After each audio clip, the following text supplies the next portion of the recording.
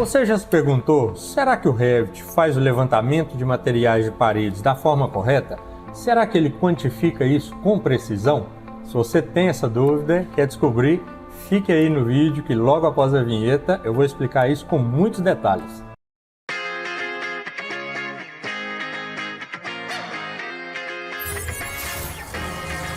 Estamos aqui na interface do software e neste vídeo não tenho o intuito de demonstrar as várias formas de modelagem de parede para extração de quantitativos. Vou deixar na descrição do vídeo aí alguns links de outros materiais e vídeos que também tratam deste mesmo assunto. O objetivo aqui é demonstrar um fluxo de trabalho que eu tenho utilizado e tem sido muito eficiente e tem trago bons resultados na extração de quantitativos, principalmente de paredes. Observem aqui na tela que eu tenho um modelo de parede básica dentro do software. Essa é uma família de parede básica que foi configurada as suas várias camadas aqui de acabamento.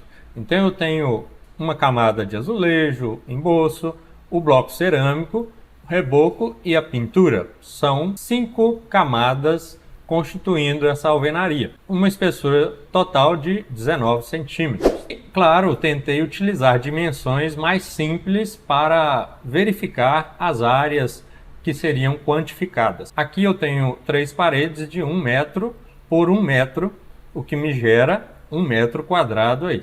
Para fazer o levantamento, o software me permite criar uma tabela de quantidade. Eu tenho a opção aqui na guia Vista, Tabelas, Tabela Quantidades. Podemos observar que a tabela de quantidades ela considera cada instância do projeto, ou seja, das 3 paredes eu tenho as 3 sendo levantadas, cada uma com 1 metro quadrado de área. Aqui observo também o comprimento e já verifico uma divergência com aquilo que eu desejava. Como eu construí uma parede de 1 metro, ela quantificou 1,095. Isso quer dizer que o software errou? Na verdade, não. Nós é que devemos entender o que o software está considerando. Para entender isso, vamos verificar aqui em planta. Esta parede selecionada, ela possui 2 pontinhos em suas extremidades. Isso significa que as paredes que se encontram, elas adentram uma na outra. Isso faz com que haja um comprimento um pouco maior do que o comprimento de face de paredes. E dentro do software eu tenho também na guia Vista, Tabelas, um outro tipo de tabela chamada levantamento de material. O próprio nome já diz. Para adiantar um pouco, eu já criei essa tabela e configurei os mesmos parâmetros similares à tabela de quantidades. Observem que o comprimento ele continua sendo considerado nos pontos extremos da parede, ou seja, uma parede adentrando na outra. Se pensarmos na lógica de construção, o acabamento ou o emboço ou o reboco não deveria ser quantificado nos encontros de paredes, pois essa é uma região em que o material não será utilizado. Isso significa que o Revit está quantificando de uma forma imprecisa. Então vou mostrar para vocês aqui uma das soluções possíveis e é a que eu tenho utilizado e tem sido muito eficiente. Porém, tomem muito cuidado, pois a ferramenta que eu vou apresentar, se usada de maneira incorreta, pode te trazer algumas dores de cabeça. Vamos entender isso aqui na prática. Após você ter finalizado o projeto e modelado todas as paredes, eu vou selecionar essas paredes e na guia Modificar eu tenho essa opção aqui, Criar Peças. Essa ferramenta ela vai justamente separar as camadas dessa minha parede. E claro, isso é válido para outras famílias aqui, como por exemplo pisos. Quando eu seleciono o comando, o software já individualizou cada camada da minha parede. Ou seja, eu tenho a opção de selecionar separadamente a alvenaria, o reboco, o emboço, a pintura e todas as demais camadas que existirem. Eu criei uma outra tabela para levantar esse quantitativo aí das camadas. Essa tabela ela é diferente, pois eu criei a partir de peças. Observem que quando eu crio uma tabela de peças, eu tenho uma redução das áreas desses acabamentos de 15 para 14,73 metros quadrados. Ainda assim, nós temos algumas divergências com o que vai ser executado. Por exemplo, se essa parede ela tivesse um fechamento aqui, na obra eu deveria fazer o acabamento nessa face.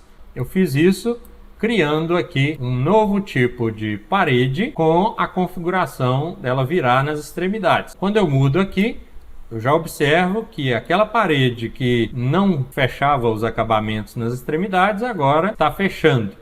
Porém, observem nas tabelas. Na tabela de quantidades não houve nenhuma alteração. Na tabela de levantamento de material também não mudou nada. Então o que aconteceu foi que o software, sim, visualmente ele fez a virada aqui dos acabamentos. Porém, para as quantidades, isso não aconteceu. Então, para verificar se quando houver a criação de partes, essa camada ela continuaria, eu fiz os testes e eu vou demonstrar aqui na prática. Seleciono as paredes, crio as peças. Observem que a camada de face ela não é criada aqui nas partes. Isso significa que ela não é quantificada também. Uma forma de corrigir seria colocar as camadas aqui como se fossem parede cebola, ou seja, cada camada seria modelada como se fosse uma parede. Para adiantar um pouco o nosso trabalho, eu já fiz essa modelagem, onde eu criei as paredes aqui que representam as nossas camadas. Então eu vou mostrar aqui a original, só para vocês entenderem. Eu tenho uma parede de emboço, tenho uma parede aqui de cerâmica e eu tenho a pintura, né, em ambas as faces. Então, criando elas e colocando aqui na face, eu teria a modelagem com mais precisão. Eu estou aqui nas propriedades da vista, eu vou habilitar para que eu veja apenas as peças. Eu posso ver a parede original e eu também posso ver ambos as opções. Isso significa que a criação de peças não exclui a nossa parede original. Então, vamos voltar para a opção de peças aqui. Nesse caso, nas viradas de paredes, se for necessário, nós deveríamos modelar as camadas como se fosse uma parede cebola. No fluxo de trabalho que eu adoto aqui no escritório, tem feito sentido. Um outro teste que foi feito foi em relação à união das paredes. Aqui na guia Modificar, eu tenho o botão União de Paredes. Quando eu seleciono e clico nesta união, eu consigo perceber que uma das paredes adentra a outra de maneira aqui perpendicular. Então, uma união de topo. Eu também tenho a opção de colocar no esquadro. Para esse nosso exemplo, não houve nenhuma alteração. Porém, se eu mudar para o próximo, eu percebo que a parede na horizontal ela passa a adentrar a parede que está na vertical. Isso é muito importante porque no momento de criar as partes, é essa configuração que será mantida. Então nós temos uma terceira opção aqui, que é o chanfro. Quando eu habilito essa opção, eu já percebo que as paredes têm um encontro, como o próprio nome já diz, chanfrado.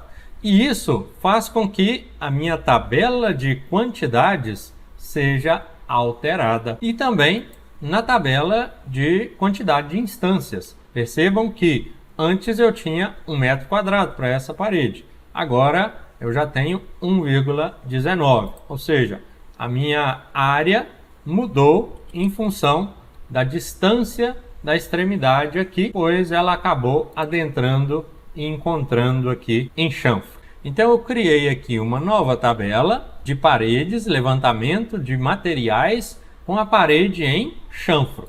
Podemos perceber aqui que há uma diferença entre a parede com um encontro perpendicular, né, de topo, e o encontro chanfrado. Porém, aqui essa tabela ainda é uma tabela de materiais. Aqui ao lado eu tenho então a parede criada com as suas peças. E percebam que as camadas também são criadas conforme nós configuramos esse encontro de paredes. E daí eu criei uma nova tabela para verificar se há uma alteração aqui nas quantidades de materiais.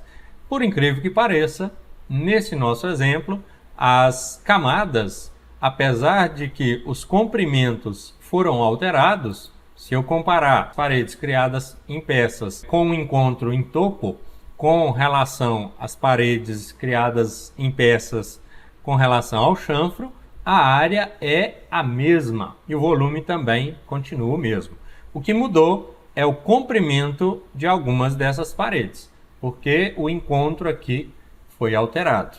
Com isso, podemos concluir que sim, é muito importante configurar o encontro dessas paredes para que seja feita um levantamento mais próximo da realidade. Na prática, esse encontro ele não é feito em chanfro. Nós fazemos na obra um encontro aqui perpendicular entre as alvenarias. Essa seria uma opção mais adequada e isso não impactou no levantamento de peças na quantidade final aqui de material. Então este foi o primeiro vídeo tratando sobre o levantamento de materiais de paredes dentro do Revit e teremos a continuação. Vou deixar na descrição aqui desse vídeo o link para o próximo vídeo em que eu vou abordar mais insights e mais dicas muito legais sobre como trabalhar de maneira mais eficiente e assertiva aqui dentro do software. Muito obrigado por você ter ficado no vídeo até esse momento e claro, se gostou, não deixa de curtir e acompanhar o canal. Um abraço e eu fui!